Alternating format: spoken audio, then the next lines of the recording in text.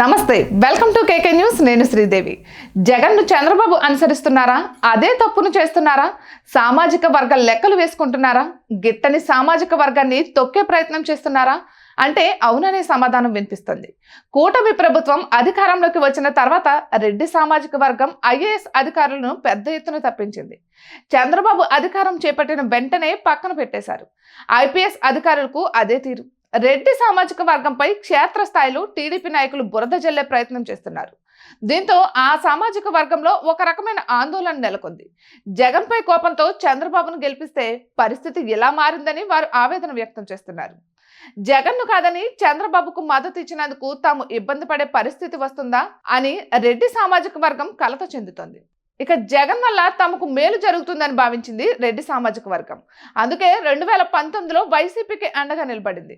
కానీ వైసీపీ అధికారంలోకి వచ్చిన తర్వాత తమ వ్యాపారాలు దెబ్బతినడం, పార్టీలోనూ ప్రభుత్వంలోనూ ప్రాధాన్యత లేకపోవడం, రాజకీయంగా తమకు ఎలాంటి మద్దతు లభించకపోవడం కారణంగా చంద్రబాబు గొడుగు కిందకు వచ్చారు.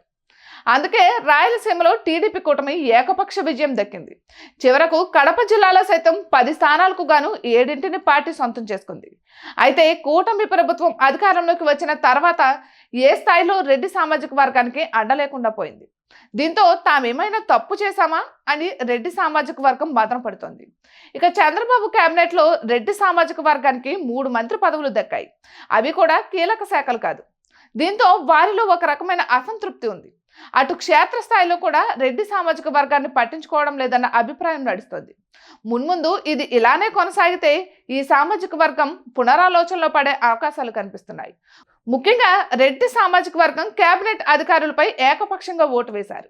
దీనినే ప్రచారాస్త్రంగా వాడుకుంది. ఇక వైసీపీ జగన్ హయాంలో రెడ్డి సామాజిక వర్గం ఎంతో గౌరవం పొందలేదని, చేజేతుల దానిని నాశనం చేసుకున్నారని టాక్ నడుస్తోంది. ఇటువంటి సమయంలో చంద్రబాబు జాగ్రత్తగా అడుగులు వేయకపోతే రాజకీయంగా ఇబ్బందికర పరిస్థితులు తప్పవన్న కామెంట్స్ వినిపిస్తున్నాయి. ఇటువంటి మరెన్నో వీడియోస్ కోసం కేకే న్యూస్ తెలుగు ఛానల్ని సబ్స్క్రైబ్ చేసుకోండి.